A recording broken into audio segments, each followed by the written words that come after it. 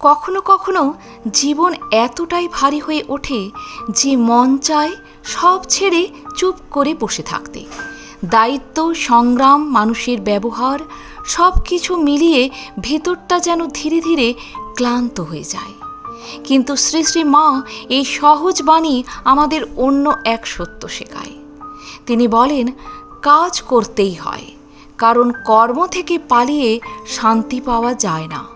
বরং নিষ্ঠার সঙ্গে নিজের কর্তব্য পালন করতে করতেই ধীরে ধীরে মনের জড়তা কেটে যায়, ভেতরের অন্ধকার সরে যায়। সব কাজ বড় কিছু নয়। সংসারের ছোট ছোট দায়িত্ব, পরিবারের জন্য করা ত্যাগ, নীরবে নিজের কর্তব্য পালন, এসবও এক একটা সাধনা। যখন মানুষ নিঃস্বার্থভাবে কাজ করে তখন সেই কাজই ধীরে ধীরে মনকে পরিশুদ্ধ করে। অনেক সময় আমরা ভাবি, এত করেও কি পেলাম? কিন্তু শ্রী শ্রী মা নীরবে বলেন, প্রতিটি সৎকর্ম অন্তরের ভেতরে অদৃশ্য আলো জ্বালায়। সেই আলোর ফল হয়তো সঙ্গে সঙ্গে চোখে পড়ে না, তবু তা কখনো বৃথা যায় না।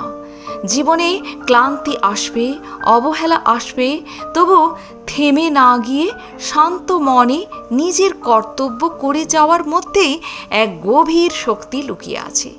হয়তো সে কারণেই মা এত সহজ করে বলেছিলেন, কাজ ছাড়া থাকা ঠিক নয়।